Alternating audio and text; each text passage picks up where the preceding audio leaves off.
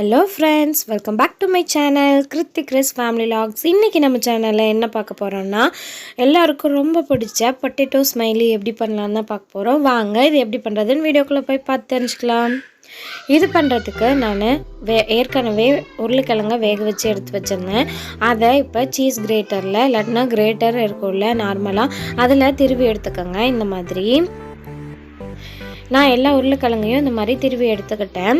இது ஒரு மிக்சிங் பவுலுக்கு மாற்றிக்கலாம். இந்த மாதிரி மாற்றினதுக்கு அப்புறம் நான் பிரெட் க்ரம்ஸ் இது 250 கிராம், இதில் பாதி மட்டும் இப்போ சேர்த்துக்கிறேன்.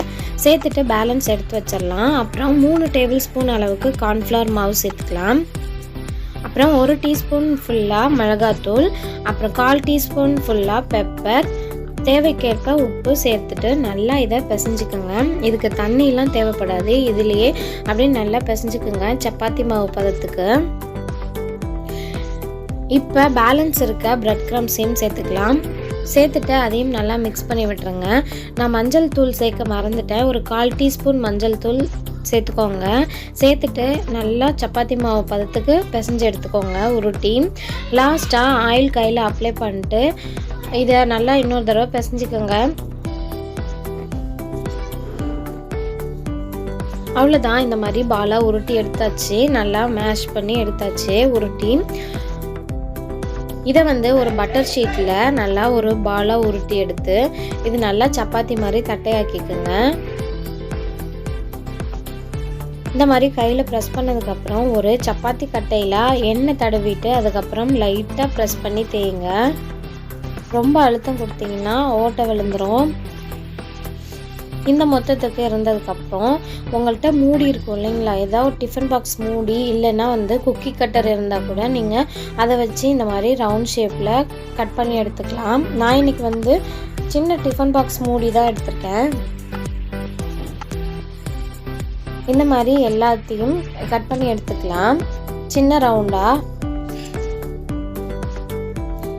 இந்த பொட்டேட்டோ ஸ்மைலி எல்லாருக்குமே ரொம்ப பிடிக்குங்க. அவ்வளோதான். அப்புறம் உங்கள்கிட்ட ஸ்ட்ரா இருந்துச்சுன்னா அதை வச்சு ஹோல் போட்டுக்கோங்க. இல்லைன்னா நான் இன்றைக்கி உரியிற டம்ளர் இருக்கும் இல்லைங்களா குழந்தைங்க குடிக்கிறது, அதோட மூடி வச்சு நான் ஹோல் போட்டுட்ருக்கேன். 2 கண் வச்சுக்கலாம், அழகாக வாய் வச்சுக்கலாம். அடுத்தது ஒரு ஸ்பூன் வச்சு தான் நான் வாய் வைக்க போகிறேன். பாருங்கள், இந்த மாதிரி அப்படியே லைட்டாக இப்படி வளைச்சி விட்டிங்கன்னா நம்ம அழகாக ஸ்மைல் பண்ணுற மாதிரி வந்துடும்.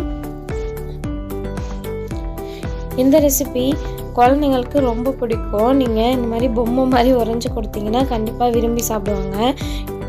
இந்த மாதிரி எல்லாத்தையுமே நான் போட்டு எடுத்துட்டேன். இதுக்கப்புறம் நம்ம இதை பொரிக்கிறதுக்கு கடாய் வச்சுக்கலாம். அதில் எண்ணெய் சேர்த்துக்குங்க. எண்ணெய் சேர்த்து அது நல்லா ஹீட் ஆகட்டும்.